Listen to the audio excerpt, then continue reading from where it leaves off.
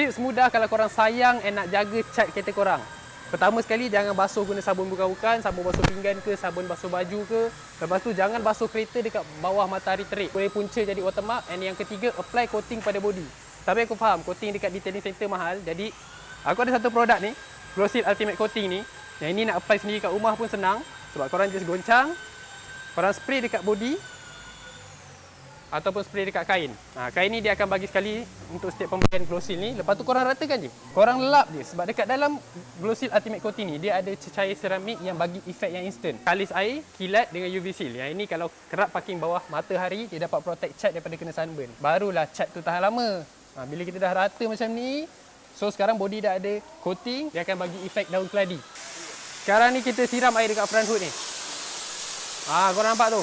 Efek daun keladi dia terus ada, lepas je kita apply Glowseal Ultimate Coating ni. So korang tunggu apa lagi? Pergi dapatkan Glowseal Ultimate Coating ni. Setiap pembelian dapat free kain. Tekan dekat beg kuning bawah.